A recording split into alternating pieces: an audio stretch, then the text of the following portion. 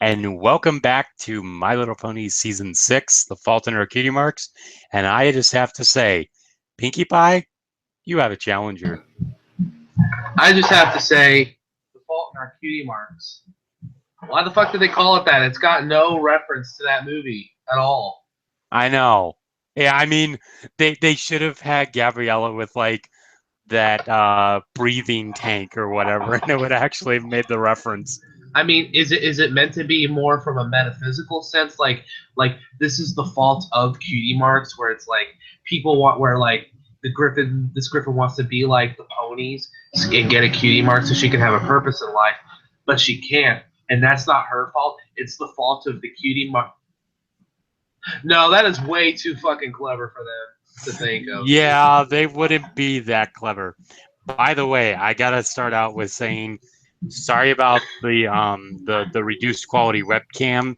I've had it switch to it a couple times in the past couple weeks, but unfortunately, my my Logitech webcam totally went to crap. So I don't have anything. What about you? Where are you at right now? I'm at a buddy's house using his laptop with his built-in webcam in his laptop, and it's got a super sensitive mic. And my buddy's practicing in the garage over yonder. You guys could probably hear, so I'm gonna have to like press the mute button on and off a bunch of times. Hell, I'm so DIY over here. I got my buddy Scott. This motherfucker's playing Fallout right next to me. Fallout 4.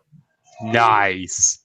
Bethesda motherfucker. So yeah, I'm kind of friendship changed. Friendship is Fallout.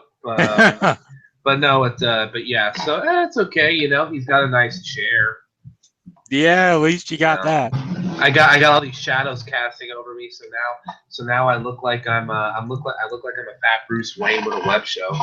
So now you can be truly metal, having the dark casting shadows and everything. Dude, I'm or metal. People will just start calling you goth, one or the other. Dude, I'm metal as fuck, bro. There's actually this picture I saw where it's punk A through F, but it's supposed to be like it's supposed to read as punk as fuck, and someone's just like, "Oh my gosh, me too." Oh my god, that's funny. Yeah. So yeah, Fault in Our Cutie Marks. I need to say, I don't know if this counts as racist, but about Gabby, I didn't even know Griffins came like Gabby. Yeah, right. And like I said, Pinkie Pie, you have a challenger. Holy crap. She was straight up Pinkie Pie. She almost, I don't know how many fan fictions you've read besides Letters from a Disgruntled Friendship Student, but straight up, Gabby worked like a Mary Sue, kind of. Like she was super happy and energetic and wants to do the things, and then, well, I shouldn't say spoiler because we talk about the whole episode anyway, but then she becomes a Cutie Mark Crusader, which I don't even know how she can do. But yeah, it's the CMC. They make crap up as they go. That's how it works. I mean, that makes sense because they're kids. If it was Gilda suddenly wanted to be an element of harmony, that'd be a little different. It's like, oh yeah, sure, you could be you can be the 8th element of harmony. You can be Revengeance, while Sunset Shimmer is redemption. Yeah, pretty much. So, oh my gosh. So this episode starts off with well, CMC are helping this little filly and her parents. And her parents are just like, her cutie mark is a little weird. And it zooms in and it shows like a cow skull and bones. And I'm just like, dear God, she's gonna be in the morgue one day, isn't she? She's gonna live in the Ozarks.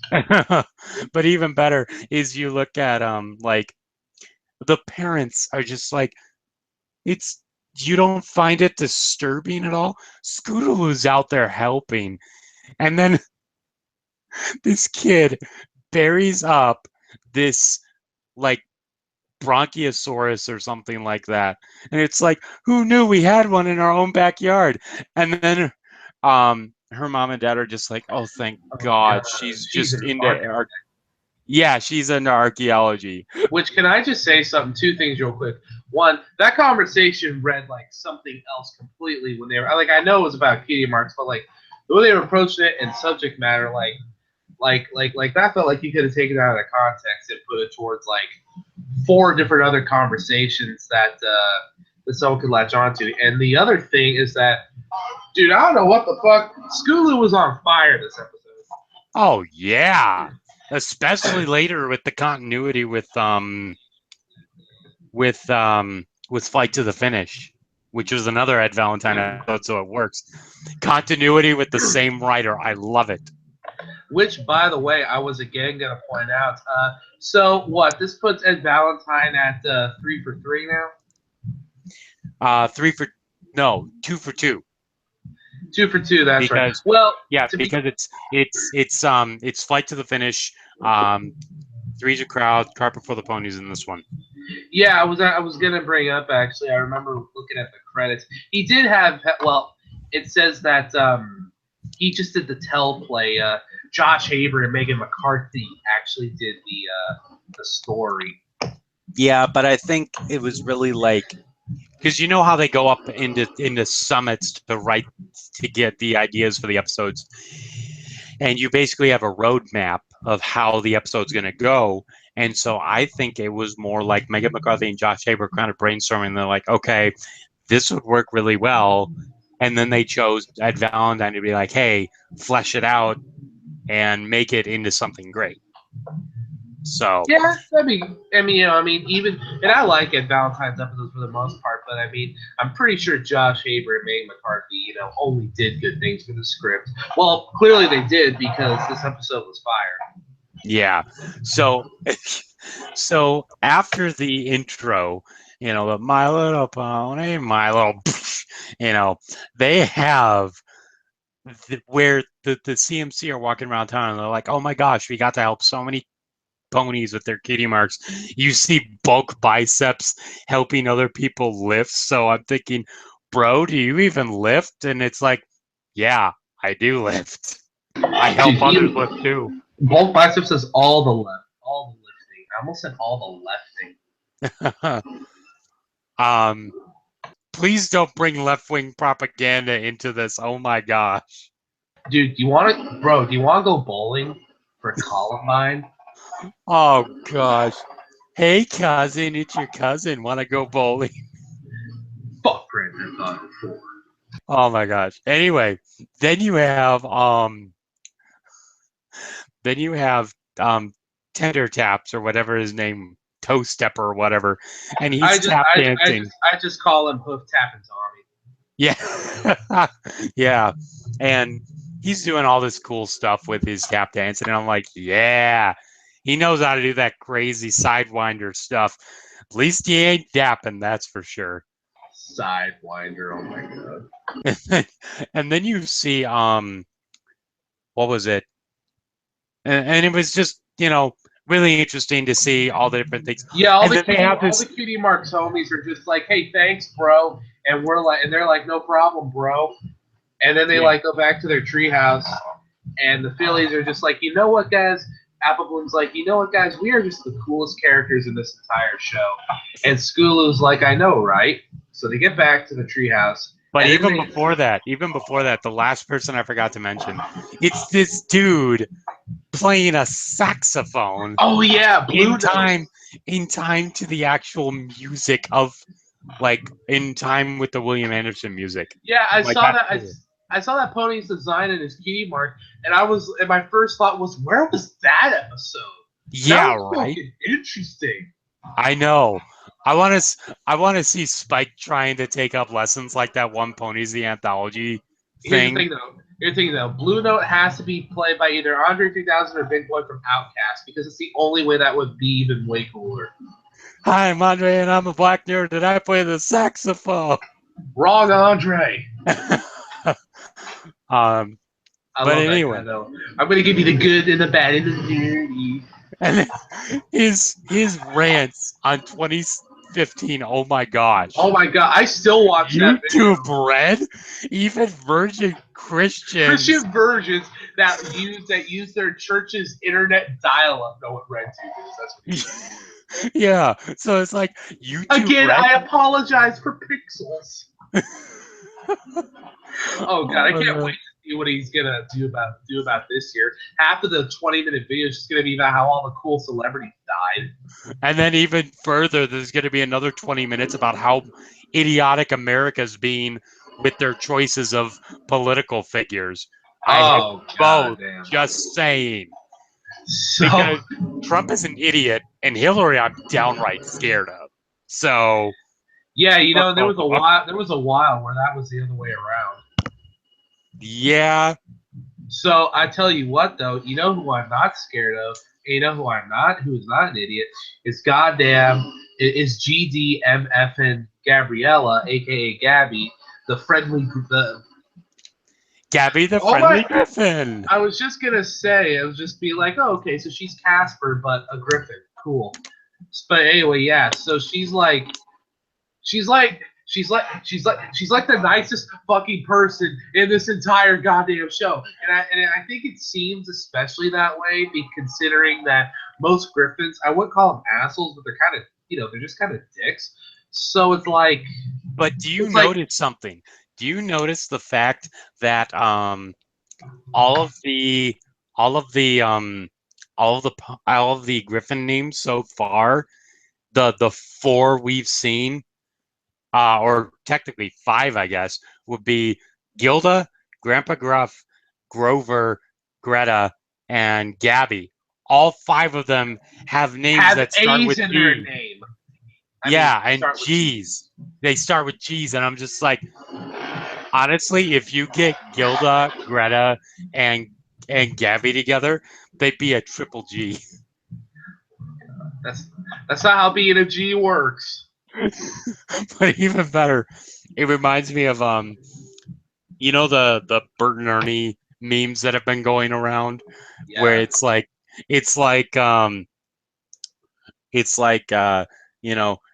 you better go from A to B and not even go to C before D jumps over to E and F's you up like a G. Oh my god, what the fuck? Have you seen all those Arthur memes going around? Oh yeah. There was one where it was an edit of Sandy from the hibernation episode. Oh yeah. It's like when you're trying to find out which of them is the real Dirty Dan. Dude, SpongeBob, Art, and Arthur have been on fire the last 3 months. Yeah, even that boy couldn't get that popular. Boy, so Gabby is like, OMG, you guys are like celebrities, which that was kind of cool. I was like, hey, yeah, you're world famous. I'm just like, which I don't know about world famous, but I mean, dude, good for. I mean, it makes sense that the CMC would have built something of a name for themselves. I mean, they were in the equestrian games. They've made friends with pretty much everybody they've ever met. Oh my gosh! I just realized something. Yo, they're kids and they're already their own entrepreneurs. Oh, Rarity must be so pissed. Yeah, just like, I cannot believe that I'm trying to make dresses here in 3 different boutiques, and you're already getting customers from all over the world. It gets even more bad when you realize that they're aspiring to be like their older sisters, but they're already more over and more and arguably more successful in their respective fields than any of them. I mean, even with newbie Dash, you see Dash just completely missing the point of everything. Dash gets hazed so hard. The Keyboard Crusaders, the only thing that would really qualify as them getting hazed is Babseed, and that was only 1 episode, and then they made friends with her by the end of it. So they're back. And then later in Apple Family Reunion, you hear the Wilhelm scream from Babseed as she falls off the running around the trees. Yeah, you're in a good spot when you start using recycled Skywalker sounds effects. Yeah. Thanks, George Lucas. So Gabby's like, dude, I was totes there when Pinkie Pie and Rainbow Dash got Gilda to stop being such a dick and spread friendship, and that inspired me, fam. And you know what? I want to get lit with this Cutie Mark shit. And even better is when it flashes back, it's showing that she wants to help other Griffins, but the other Griffins couldn't be bothered to even care at all. And you have it where you have she's a male Griffin, so she delivers letters, and I'm like, that's actually kind of No, she's cool. a female Griffin. Oh my gosh, did you really have to do that? That reference is like 5 things, and I only thought of 2 of them when I said that. The sad part is I thought of femdem when you said that. But yeah, she's cool. She's nice to people. She walks. She pets their dogs, kisses their babies, helps the little Griffins across the street. I swear, every Griffin that she tried to go to, even the ones that looked like they were about her age, they all came off as those grumpy old damn kids. Get off my lawn. It's like you look. No, go on. No, I'm saying it's like you look 25. Aren't you a little old to be a bitter old grandpa? But even better is really think about it, almost as like, I know this is gonna sound stupid, but doesn't it almost look like Gabby as George W. Bush, and then the rest of Griffinstone is the rest of the American populace? I could see that, but I don't think W's got that good of a sense of humor. Yeah. But anyway, because everyone's just like, oh, he was the worst president ever, and Clinton was better, and Obama. I'm just like, the man tried his best. Literally, the way and it's the media that completely destroyed him. Literally the only about all this other crap. Literally the only thing I could think of for that defense is literally to answer all the questions is yes, sort of, kind of, maybe, sometimes a bit. It's black and white, 50-50. It's a gray area. That literally answers any question about those 3 presidents. Yeah, pretty much. It's just like you love them, you hate them, and most people are indifferent to them. You know what the thing though is about Gabby though is that I think we could all unanimously agree without filibustering that she is the cutest fucking thing. She was so stoked to meet them, and it's funny, they were all just like, "Oh, I don't know, Griffins aren't usually nice." And the first thing she does, carefully. And tread carefully. So the first thing she does is just like, oh my god, and she doesn't fucking stop. She goes for the entire episode, and it's like sometimes in shows when people do that, it gets tiring and annoying. And I'll admit, sometimes I was just like, dude, calm your bird tits. But at the same time, I'm just like, God, she's just, and I think it's because it plays into her background too that we sympathize, which is just like, she's just so chronically optimistic. It's like, God damn, dude. But really look at it. I'm going to bring a theory here because it's been a while. But think about this. Look at the fact that when you go to the flashback with Griffinstone, Gabby doesn't look happy. She's just down in the dumps. And now that she's here in Ponyville with all the ponies of Ponyville, and they see that they're just happy for her to be her, she's like releasing all this pent up nervous energy and just going nuts because she's able to do that in this area of Equestria. Whereas with her old home, she's just like, great, I can't do shit.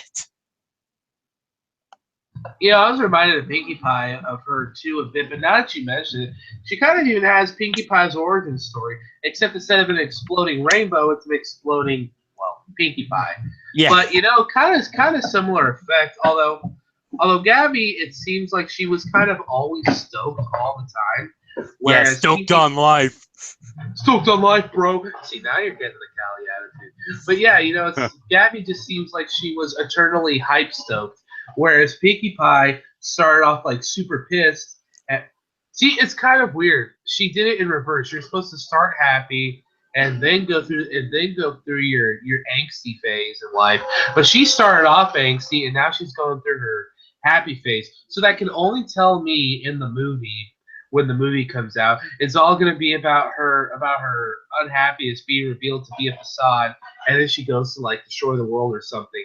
By the way, fucking sea ponies. What the fuck? Yeah, okay. There's let me see if I can open it up because it's necessary for me to read this, and I actually have it in my images. Why am I going to Facebook for it? Because you suck. Because I suck. Let's see. Yes. Breaking news: the MLP movie has received a rumored title, My Little Pony Friendship Adventure. And that's the best they got. And really look at it. The characters, it looks like Coco Pamel, Sonata from Rainbow Rocks, and then Dash and Rarity all as sea ponies. I'm just like, that's cool. I'm gonna like this. Dude, like a whole bunch. Dude, I hope they actually like play a part. They're not just like they're just not not just like regulate the like 2-minute cameos that don't do nothing for the plot. That'd be because when you said Coco Pamel and Sonata, that just that dude, my fucking mind went into waifu overdrive, dude. Yeah. Now Flash can't sue any of the waifus. Thank goodness. So Gabby's like, guys, I want a cutie mark, and I heard you get people cutie marks. So again, bring it to me. Give it to ya. So this parlays into how fire Scootaloo was this whole goddamn episode. You can see throughout every single time, because for the most part, she's the one that does most of the talking to her for the CMC. You know, it's like you can just see it tears her up because she's got to be the one to tell Gabby. It's like, hey, you know, it just doesn't work like that, and you know, we can't really just give cutie marks. I know I'm jumping around a bit, but yeah, you know, and then Gabby, she's just so happy, and so you know, they're like, okay, we'll see what we can eternally optimistic, and I like that. Yeah, you don't usually, even in this show, not just in general with media these days, but even in this show, you don't typically get a optimistic character without there being some kind of like underlying consequence to the character with it. She's pretty much just stoked all the time, and you know, Mary Sue tendencies aside with that, I did kind of dig that. Yeah. But so they go to Twilight, and they're like, hey, can Griffins get Twilight? And then can Griffins get Twilight? I mean, fuck, can Griffins get cutie marks? And Twilight's just like, boy. So that failed. Yeah, not that I've heard of. It's very slim. And then Sweetie Belle's just like, can't you whip up a spell? And she's like, I don't know if you remember, but it doesn't work out that well. And I'm like, did they just reference freaking Call of the Cutie, the first CMC episode? Yeah. So I was mending fences with the start of the series. And now we have this reference with the start of the CMC episodes. There's a seventh element of harmony. I goddamn promise you. There's gotta be. So speaking of, though, since Rarity's element is generosity, does that mean she's the Rarity of charity? Shut.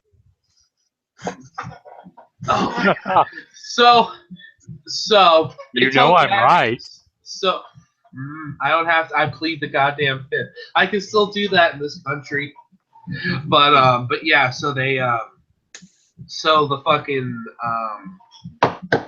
so they go back to Gabby, and they're just like, hey, sorry we can't get you the ass mark, but I know a guy downtown. He can totally get you a tattoo.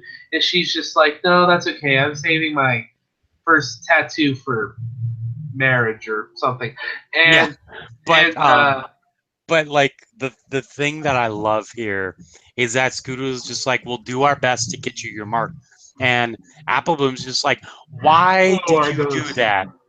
Why did you do that? You just promised something you know you can't keep. And what Scootaloo says here is phenomenal. She literally flits her wings a little bit, and she's like, I know what it's like to have something just out of my reach and not being able to get it. but I still have hope that it will eventually happen. Yeah, So I saw that's that. that's where I'm coming from with it. I'm just like, when did you get so deep and philosophical, number one? But also, Flight to the finish. stop breaking my heart. Yeah, what the fuck? I swear to God, dude, this shit. If they want to do something in the movie that'll really just put her over, they somehow need to get her to fly. Yeah. Have it But be like, she's getting like, how some people get like hormone injections and whatnot if they have a chemical imbalance in their brain or whatever. yeah, What that's how my about if religion there's works. what if there's like a growth hormone for wings? No, she could do it on her own. She doesn't need the Adderall. I don't need any pills. I She don't does want to be a not need customer. a microphone. But they She needs a blue Yeti. That's what she needs. so she says that, oh, I got so not mad, but I just got so what the fuck, because I had a hell of a time finding this episode. Like even today I couldn't find it on YouTube, so I had to do the unholy. I had to watch it on on one of those Twitch streams. And I tell you this, I prefer watching things on Twitch than Reddit, because Reddit is cancer, but Twitch for the most part is pretty mellow, so it's manageable cancer. But I tell you what, when Scootaloo said the whole I know what it's like to want something that's out of reach, she plus her reach, literally a split second later, 8 people alone were just like parents. Wow. I was like, what the fuck, mate? Is it sad that at the beginning of this episode, though, I thought that the Blue Pony's parents were actually Scootaloo's parents I for a mean, split second? I think at this point we're just like throw us a fucking bone on that, Yeah. unless we're wrong. Unless we're wrong, Dinky hasn't been Derpy's child the whole time. She's actually Derpy's daughter's actually been Scootaloo. Oh, that would fuck me up so bad if that was. There was actually a fan fiction about Scootaloo's mom being Celestia. I mean, and her partner must have had some. Well, Celestaloo. If that's the case, then her partner must have been a goddamn paraplegic or some shit. Yeah, right. Her lover was that one character from Trajo with the back leg problem. Oh my gosh. So then they start. It's just like Scooter's like, I know we're just where to start, and they go around and they start getting a chart together of all the random things they can try, just for starters, just to see. And Gabby seems to be good at all of them, and I'm just like, wow, that's kind of cool. And by the end of it all, they're like, we can't figure this out, and Gabby runs off, and or flies off rather, and I'm thinking, oh my gosh, the CMC just got wrecked. Hashtag wreck, bro. It's like goddamn. This episode is trying to fuck with this episode is trying to fuck with emotions so hard that it's actually like imploding on itself, and it's affecting the actual characters more than the viewers. Because we're still getting fucked up by it, but Yeah, but again, it's just like, we're so sorry, Gabby, and I'm thinking, you're trying to quote David Tennant, aren't you? Fixed point in time. I'm so sorry. No, if they wanted to quote David Tennant, they would just take the shirt away. So they would just say what? No, I said they would just take their shirts off. Oh my gosh. They don't have shirts. Okay, and rip their skin off, man. Kind of like that movie Brain Dead. I don't know if you've seen Brain Dead, or that's Dead Alive if you're watching the American release.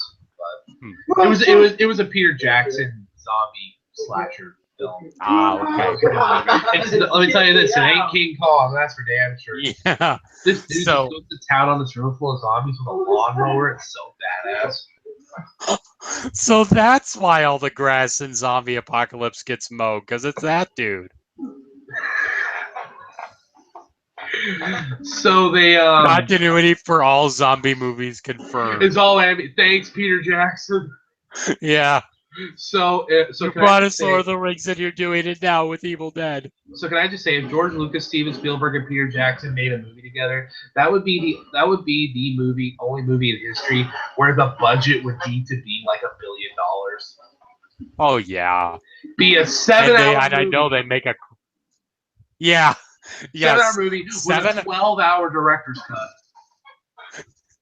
Yeah, 12-hour extended edition, and it's a trilogy of movies, all 7 hours. And when you So want to now you buy have the newest.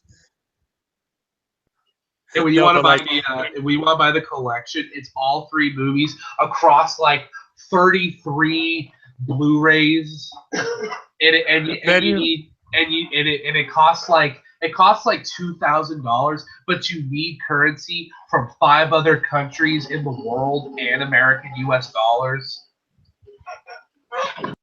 yeah, it's like they come to America. You know what? We're going to charge you in pounds, not in dollars. Oh, that'd be fun. You just trying to find out. And then you'd have the new generation of the Lord of the Rings fans, where they're all getting the director's cuts and everything. No, They could have so much crucial shit, man. It's like, dude, I'm sorry, Peter didn't have time to wax philosophical about a tree or about a village that's only mentioned for like 2 pages. I'm sorry if that wasn't important enough in the 8-hour movie. Yeah. But so they're like, fuck, Gabby made us really sad. So then this part of the episode's a little muddy for me, partially because I was trying not to fall asleep, not because the episode was bad, but just because I was real sleep deprived the other night. Yeah. So basically, and I may have been half dreaming or not. So I need to ask you this. So the CMC are trying to decide what to do with Gabby, and then they're like, "Hey, wait a minute, we realize." So Gabby comes back, and they're like, "You know what? Take this." They give her the CMC badge, and then they have to go restore the balance of the Force by beating Magneto. No, I think that's the part I fell asleep at. Yeah. But before that, they're like, Gabby comes back and she has a cutie mark, and it's like, oh my gosh, we need to tell Twilight. Right. The last like 8 minutes of the episode. And you see her visibly sweating, and I'm just like, how do you sweat with feathers? That doesn't make sense. Condensation. Yeah, how does feather condensation work? Answer me, science. Yes, that's how it works. So they go to Twilight, and Twilight's like, Gabby came over, but she left a letter. Oh, and even before this, they have a song during the whole montage of them frickin' trying to find her special talent. Oh God, that's right. I'm a fucking hard. Yeah, I remember that. You know, it's I don't really feel like the episode needed the song. Like, it's a nice song, very nice song. I mean, all the CMC songs are pretty good. I feel like they kind of fall into a routine most of the time because they all kind of. No CMC song, in my opinion, is ever going to top Hearts of Strong Horses, in my opinion. But honestly, I felt this was like Hearts of Stronger Horses Volume 2 because of the similar. Yeah, like, did you listen to the music on that? There was some complex shit going on. Oh yeah, oh yeah. Like I really. I mean, it probably sounds like I didn't really like it because I completely forgot about it. But no, really, it was a good song. All the CMC songs are good. That's just a fact. But then you look at like the start of the song where all they're just tapping their front hooves together, and I'm just like, wait a minute, you're gonna go into the song, but it takes them like 3 or 4 seconds before they actually start, and I'm just like, you left that on a bit of a cliffhanger there, episode. It's okay because any excuse to have the CMC sing is good for me. Yeah. So I'm remembering the bits where she because it's later revealed that that Gabby painted on the cutie mark, and then because she was so desperate to get it. I'm not gonna lie, this part of the episode was interesting, because it was kind of a sort of alternate retelling of Call of the Cutie. That was the name of that episode. Yeah. Yeah, that episode. that was a good episode. But I don't know. I feel like it kind of brought down Gabby's character a bit One because, thing I love though is I actually find this her strongest part of her character because she literally says, "I wasn't doing this to make myself feel better," because they're like, "We're sorry. We thought that we thought that you were just so devastated that you painted on a cutie mark," and they're just like, she's just like, "No, that wasn't it at all. It was the fact that I wanted to make you guys feel better because you felt like total crap." no, it's like, and that makes sense, but I don't know. It was just kind of the desperation on her part. I mean, and I'm not saying it ruined the character. No, it didn't. Far from it. It's honestly a nitpick, but I was just kind of the desperation, and all that came off as a little awkward. And then she pointed out how she only did it for them. I was thinking to myself, that's okay. It's maybe a little.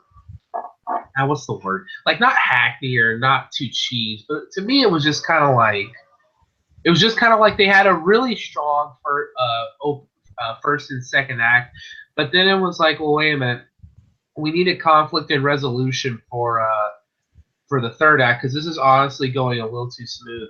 And then like this sounds like a Haber thing, and then Haber was like, well, why don't we do an alternate twist where she tries to make them feel better and it completely backfires, and Megan McCarthy's like, remember when I used to write the episodes and they were the best ones? Why the fuck did YouTube start working here? And then they're like, hey, my bad, bro. It's reminding me of that one JonTron video where it's just like, what was going on at Sonic Team when this mistake happens and it's them snorting coke and stuff like that. It's just like, welcome to Sonic Team. We make games, I think. Yeah, oh yeah. And then you see players playing in the background while they're snorting lines of coke. And then even better is the second part where it's the intervention, for Sonic Colors or whatever. Yeah. Then you have this one dude that's literally sitting there with his face full of coke, and it looks like he was just receiving a blowjob. Well, to be fair, that's what it feels like we got from Sonic Team half the time. Yeah. They're just, but it's like, yeah, you want to know why Sonic Colors is the best game ever? Because we actually listen to you. So basically, we're giving you fan service in the form of no one but Sonic or Tails and Eggman. And, it's just like, the only reason it was good was because it sucked off its gamers. And honestly, who doesn't like being sucked off? To be fair, they're not wrong. Yeah. The Sonic fan base is are some of the most unpleasable bastards I've ever met. So anyway, I don't want to get on another long trailed debate on that like we did with what was it, amending fences, I think. That was your fault, I think. Yeah, we were talking about the 4Kids thing. But anyway, then you have the end of the episode where they give her this shield with I think it was like a thunderbolt or something. And they're like, okay, so you're an official CMC now. Go spread the love of kindness and friendship to Griffinstone. And I'm just like, which is already what Gilda was doing. Why didn't they say, hey, Gilda, get on that shit, all right? Oh, dude, what if this episode was about the CMC, like not against Gabby, because I did like her. I did like this character, like this episode. But, dude, what if this episode was about the CMC helping Gilda? That would have been interesting, too. Yeah, it would have been. Although I really like Gabby's character. She's a really interesting Griffin. Oh, yeah, the character is +5 stars. But, yeah. Even better is when she first comes up and you see her, like, scratching her ear like a cat. I'm like, that's kind of cool. And she is part feline, so that makes sense. So, I like that one line where she has in the song where she's like evil sight and lion's might or something. I'm just like, oh, that's badass. You made a football reference inadvertently. So that was the fault in our cutie marks. I gotta admit, the name is the worst part of the episode. Honestly, This episode was This episode through and through was pretty solid, except for the part where I dreamed about Luke Skywalker fighting Magneto. I don't know how that fucking happened, but And no, yeah, don't worry. I've done that before. I was back when I was homeschooled. One of the things that my mom and I would do would be I would get up at 7, and we'd watch a show on, just like a series, like one of the episodes before starting school at 8. So what we did was there was one where it was an episode of Lois and Clark: The New Adventures of Superman, and it had which, by the way, Dean Cain is best Superman. Just saying. yeah, that show kicked ass. Um, then you have it's somewhere where they're at the the Metropolis Times or Daily Bugle or whatever it's called. Um, but they're at the office and Lois is talking to someone, and then I fall asleep and I dream that there's like this big octopus coming to eat Lois Lane. I dream weird stuff, and unmute your crap. Unmute it, please. Sorry, I was just trying to be nice. Yeah. But no, but yeah. So the episode was pretty good. It's not a 10, but you know what? It's not a 2 either. So I'm gonna give this episode a 4. I'm kidding. I'm kidding. No, honestly, Do you want to get the Google effects ready, since you can do it this time? Oh shit, yeah. Yeah, here. Oh fuck, where is it? Come on, add apps. Dun, dun, dun, dun. So, yeah, how was your weekend? It was pretty good. Just chilling. Yeah, Google effects. Heck yeah. Okay, so at the end of the day, it sounds weird. I feel like the only score I could give this is a 9 because I was gonna go with 8.5, but then I thought about some of the other 8.5s this season, and I'm just like, you know what? It's better than those though. So I'm like, fuck it. So yeah, the Fault in Our Gabby goes, but fuck Fault in Our Cutie Marks. I'll call this episode "Gabby Goes Banana for Ass Tats." So, you know what though? I just thought of this.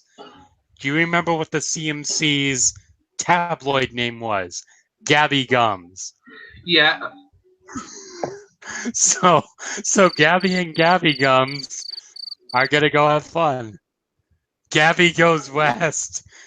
A Griffin's Tale. Sorry, I like all. I'm sorry, I like old Don Bluth films. Don't judge me. What the fuck, man? That's not even this. No, they should have done something like that. That would have been money, okay? That would have been fire. I really need to start having this thing on for the whole live stream. Yeah. But yeah, no, I give this a 9. And you, sir? I have to agree with you. I give it a 9 as well. It introduced a great character. Yes, thank you. It introduced a great character. It introduced a new element for the CMC, and it felt like a worthy follow-up to On Your Marks. Yeah. With how it portrayed the CMC. Scootaloo was awesome in this episode. Apple Bloom actually had some Apple-related puns that weren't like. Oh my god, she was on fire with those Apple puns. She was just like, what the applesauce is going on? I'm just like, so is she swearing? Well, the whole big thing of buy some apples is considered a censor, so maybe. I don't know. Now I'm starting to think that the Apple family is about prostitution and selling shit. But really think about it. That episode that's coming in like 4 weeks, where Applejack is not as honest as she is now, and her family paid the price. I'm like, ooh, that could be interesting.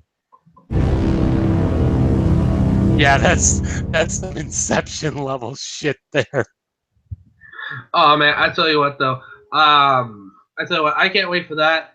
I do know next week is like last week was actually written by someone new, Jennifer. I'm probably fucking the name. I think it was like Jennifer Scully or something. Next week is being written by 2 newcomers, and one of the writers has a Wikipedia page for some reason. I checked it out. It's done some okay stuff. So, no, next is like Viva Las Pegasus or something. Oh, they're finally going to Las Vegas. Yes. Yes. Which is kind of weird because Steven Universe just went to Las Vegas in their thing. So And now, and no, the I'm sorry. set- They went to Empire City. That was a great track in Need for Speed 3 Hot Pursuit. That was a good game. Yeah.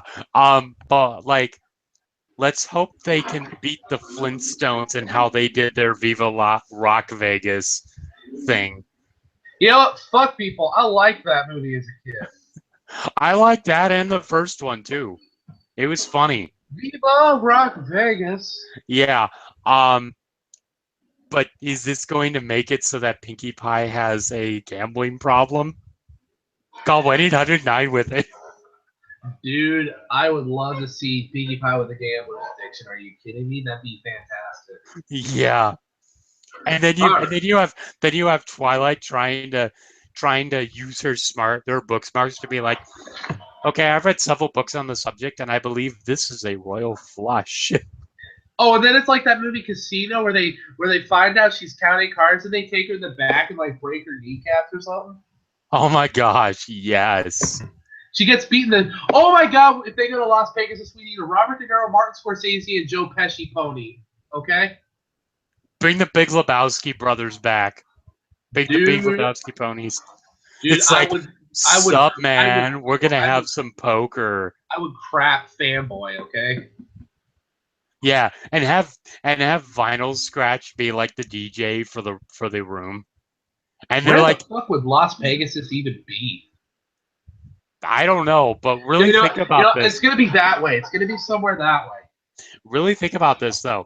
You know how in the American system of Las Vegas, you have the casinos where they pump like pure oxygen in to make it a better environment for people to gamble? What if they use magic to do that? What's the difference? but you see what I mean. They use magic for freaking auto-tune. They can use magic for this. You know. That's too much to think about, and I'm too tired. So yeah, this was The Fault in Our Cutie Marks. Overall, really good episode. Fuck the time. Yeah, I really want that blue archaeologist pony to come back again, because she is freaking awesome. Yeah, that was cool. Yeah. So yeah, that's it from me, John. And me, Snakeskin. And we will talk to you guys later. Peace out, Dragon. I guess you could say next week we're gonna rock and roll.